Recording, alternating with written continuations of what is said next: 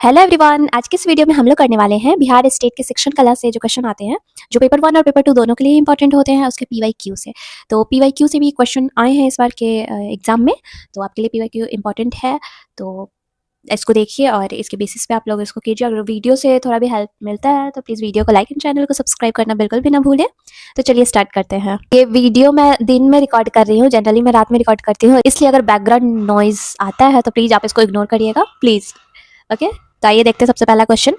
शिक्षण के पूर्व सक्रिय चरण का शैक्षिक उद्देश्य है क्रिया और प्रतिक्रिया, पुनर्बलन और प्रतिपुष्टि, मूल्यांकन की सबसे उपयुक्त तकनीकी का चयन, शैक्षिक उद्देश्य को परिभाषित करना। तो इसमें बोल रहा है शिक्षण के पूर्व सक्रिय चरण का मतलब शैक्षिक उद्देश्य है पूर्व सक्रिय चरण का, तो आपका शैक्षिक उद्देश्य को परिभाषित करना हो जाएगा। ओके, अगला है शिक्षकों के लिए पढ़ाना सर्वोत्तम है वयस्कों के दृष्टिकोण से या जटिल कार्य पहले, या पहले सरल विषय या विशेषज्ञों की दृष्टि से। तो क्या होना चाहिए, सबसे पहले सरल विषय पढ़ाना चाहिए शिक्षकों को ताकि बच्चे रिलेट कर पाए अपने पूर्व ज्ञान से, है ना, इसलिए पहले सरल विषय।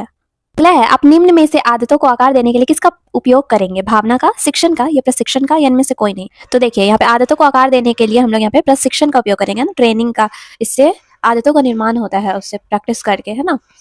अगला है ज्ञान के स्तर पर छात्र करेंगे, मुद्दे पर बहस करें या जानकारी याद रखेंगे या विषयों के को वर्गीकृत करें या दूरियों की गणना करें। तो क्या हो जाएगा, इसमें जानकारी याद रखें। आप लोगों को क्या लगता है इन सब में से क्या होना चाहिए। अगला है प्रत्येक सीखने का परिणाम इससे शुरू होना चाहिए, एक सीखने वाली क्रिया, एक गतिविधि सूचक क्रिया, एक परिणाम क्रिया या कोई क्रिया। तो देखिए सीखने का परिणाम किससे शुरू होना चाहिए, एक गतिविधि सूचक क्रिया से। ओके, अगला है समस्या समाधान का वह चरण जिसमें जांच पड़ताल के लिए परिकल्पना तैयार करना शामिल है, सर्वेक्षण, कार्य करने के लिए योजना बनाना, या समस्या का विवरण देना या चर्चा। तो कार्य करने के लिए योजना बनाना। अगला है निम्नलिखित कथनों पर विचार करें। यह विधि कटौती की प्रक्रिया की तरह है जिसमें आप एक बड़ी अवधारणा को छोटी अवधारणा में काटते हैं। इस विधि से प्राप्त ज्ञान स्थायी होता है। ऊपर दिए गए कथन किस शिक्षण पद्धति को संदर्भित करते हैं, संश्लेषण को या विश्लेषण को, निगमन को या आगमन को। तो क्या होना चाहिए, विश्लेषण को। ओके, अगला है तीसरी कक्षा के विद्यार्थियों को हमारे मित्र पक्षी विषय पढ़ाते समय नलिनी ने निम्नलिखित पद्धतियों का पालन किया। पक्षियों पर एक डॉक्यूमेंट्री फिल्म दिखाना, विभिन्न पक्षियों के चित्रों वाले चार्ट का उपयोग करना और संक्षेप में समझाना, विद्यार्थियों को पास के पार्क में ले जाकर पक्षियों को ध्यान से देखने को कहना। नलिनी सीखने के विभिन्न तरीकों का उपयोग कर रही है, आपके ऑप्शन है उसकी पाठ योजना का पालन करना, बहुबुद्धि वाले शिक्षार्थियों की विभिन्न आवश्यकताओं को पूरा करना, अन्य शिक्षकों और अभिभावकों को प्रभावित करना, या छात्रों में तर्क कौशल का बढ़ावा देना। तो देखिए ये इतनी सारी चीजों का प्रयोग कर रही है अपने विषय को पढ़ाने में। तो क्या कर रही है, वो बहुबुद्धि वाले शिक्षार्थियों को विभिन्न आवश्यकताओं को पूरा करना ये कर रही है। ओके, अगला है पाठ योजना के माध्यम से पढ़ाना लाभदायक है क्योंकि एक शिक्षक अपने विद्यार्थियों का मूल्यांकन करने के बाद अपने व्यवहार में संशोधन कर सकता है, जो कि सही है। एक शिक्षक उपयुक्त रणनीतियों को अपनाकर सभी उद्देश्यों को प्राप्त कर सकता है। शिक्षक अपना पाठ्यक्रम समय पर पूरा कर सकता है। तो आपका जो तीनों ही ऑप्शन करेक्ट है, तो हो जाएगा उपयुक्त सभी। अगला है किस प्रकार की पाठ्य योजना व्यापक और जटिल है जिसके लिए विस्तृत योजना की आवश्यकता होती है, दैनिक पाठ्य योजना, साप्ताहिक पाठ्य योजना, मासिक पाठ्य योजना या अनुक्रमिक पाठ्य योजना। तो यहाँ पे बोल रहा है ये व्यापक और जटिल है ना, व्यापक और जटिल तो आपका मासिक पाठ्य योजना में हो जाएगा। अगला है डंडे को छोड़ दो और बच्चे को बिगाड़ दो, यह संदेश क्या देता है।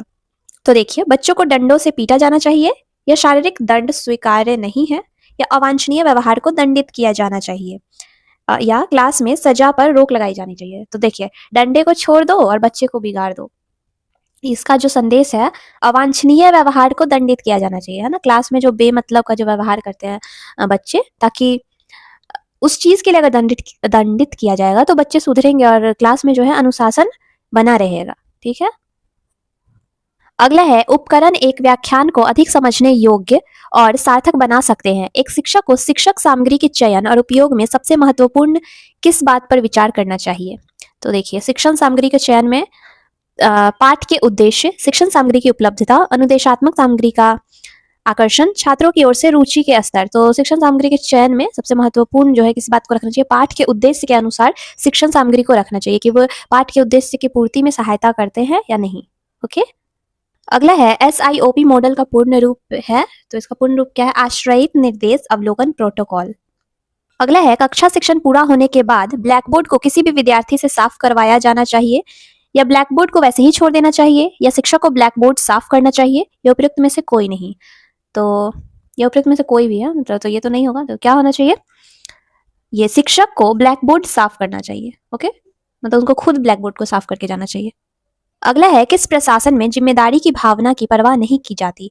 अनुदेशात्मक प्रशासन, अधिनायकवादी प्रशासन, लोकतांत्रिक प्रशासन या अहस्तक्षेप प्रशासन? तो क्या होना चाहिए इसमें, अहस्तक्षेप प्रशासन।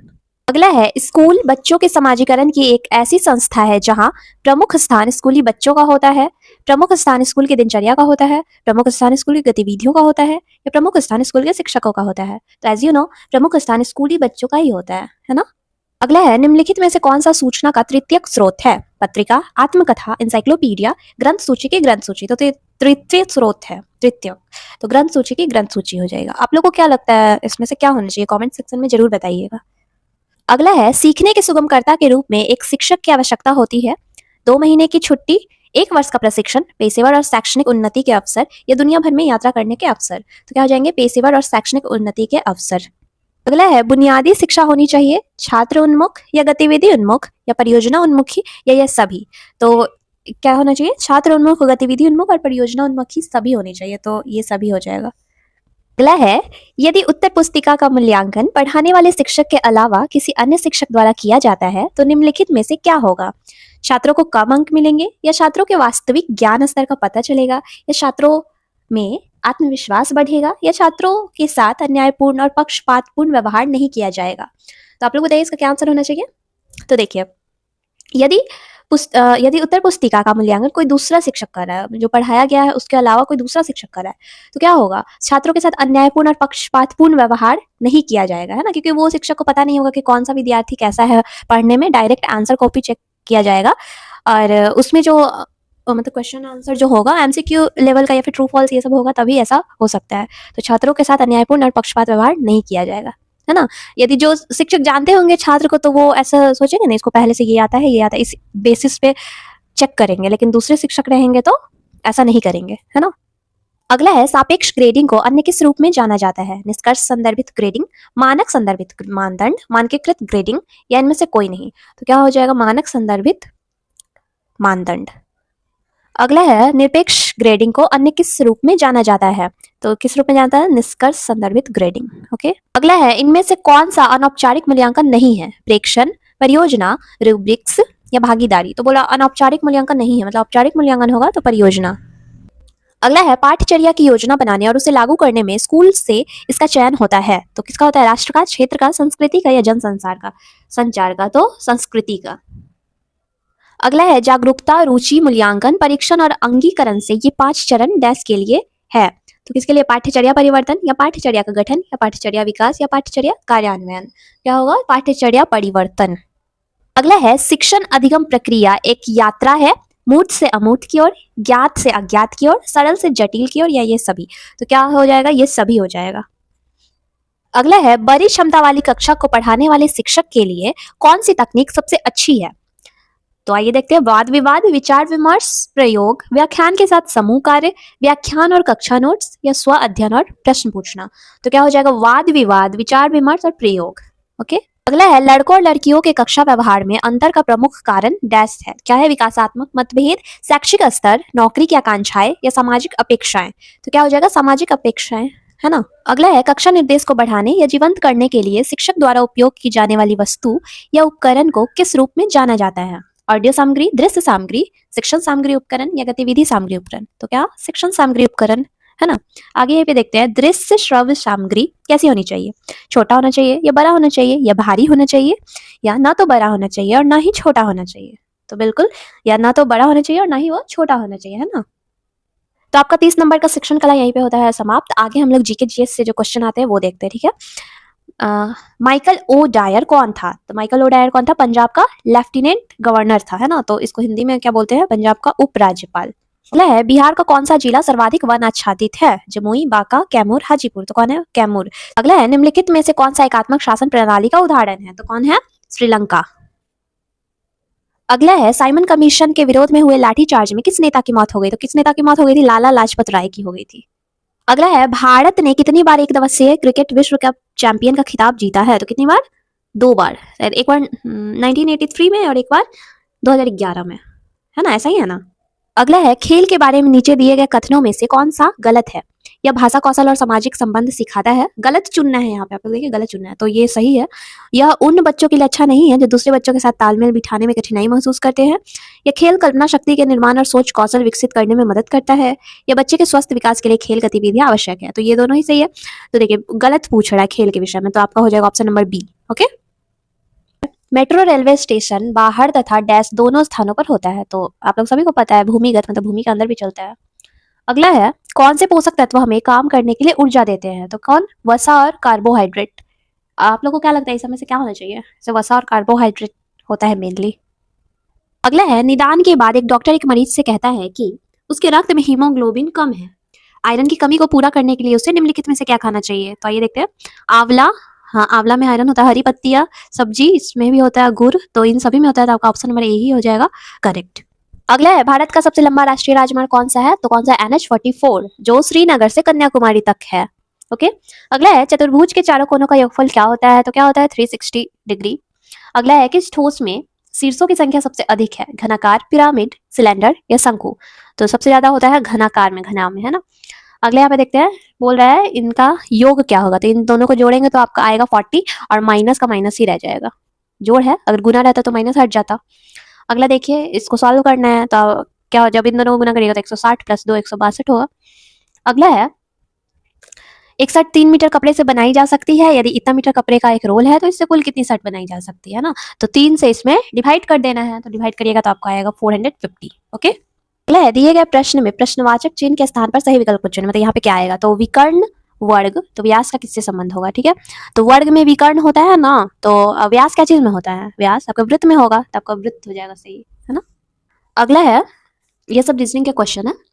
तो बोल रहा है कि विषम तत्व को ज्ञात कीजिए, मतलब और इसमें से क्या सबसे अलग क्या है। तो आइए देखते हैं।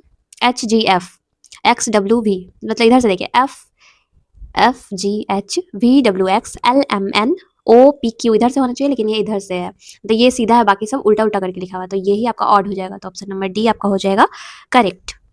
अगला है क्वेश्चन, एक आदमी ने एक महिला से कहा, देख ब्लड रिलेशन का क्वेश्चन है, आपकी माता जी के पति की बहन मेरी बुआ है, महिला का उस आदमी से क्या रिश्ता है। तो ये बार बार मैं कहती हूँ कि आप लोग अपने परिवार पे इसको अप्लाई करके बनाइएगा तो बहुत इजीली बन जाएगा, है ना, दिमाग भी बहुत ज़्यादा इसे लगाना नहीं पड़ेगा। तो आप समझ जाइए कि एक आदमी ने एक महिला से कहा, आप अपने आप को एक महिला समझ लीजिए, और तो आपको एक आदमी बोल रहा है कि आपकी माता जी के पति, मतलब कि मेरे पापा की बहन, है ना, तो आपकी बुआ लगेगी, तो बोल रहा है उसकी बुआ है, तो आप दोनों भाई बहन ही होंगे ना, तो बोल रहा है उससे क्या है संबंध, तो बहन होंगे। ओके, डायग्राम दिया हुआ है, तो कह रहा है कि वेन आरेख पटना बिहार तथा गया के बीच संबंध दर्शाता है। तो क्या हो जाएगा, बिहार के अंतर्गत ही ना पटना तथा गया अलग अलग है, बिहार के अंतर्गत आते हैं, तो आपके हो जाएंगे ये वाले, ये बिहार को दर्शाता है, और एक ये पटना और ये गया। ओके, तो आपका ऑप्शन नंबर सी हो जाएगा करेक्ट। अगला है एम का अर्थ डिवाइड है, के का अर्थ माइनस है। तो देखिए यहाँ पे इसी तरह मतलब इसे कोड करके लिखना है। तो सबसे पहले तो आप यहाँ पे जैसे जहाँ जहाँ वर्ड लिखा हुआ है तो आप ऐसे कर लेंगे, ठीक है। टी की जगह पे, टी का अर्थ क्या दिया हुआ है, गुना। उसके बाद क्या दिया हुआ है, एम का अर्थ दिया हुआ है डिवाइड। उसके बाद इसका अर्थ आर का दिया हुआ है प्लस, एंड के का दिया हुआ है माइनस। जब आप इस सबको सॉल्व करिएगा, तो आपका आ जाएगा 10, है ना। ये सब इजी ही रहता है। तो इस तरह से आपका आज का एक सेट होता है खत्म। और वीडियो थोड़ा भी पसंद आया होगा तो वीडियो को लाइक एंड चैनल को सब्सक्राइब कर दीजिएगा और भी ऐसे वीडियोस के लिए। सो मिलते हैं नेक्स्ट वीडियो में, तब तक के लिए bye and Radhe Radhe and all the best सभी को।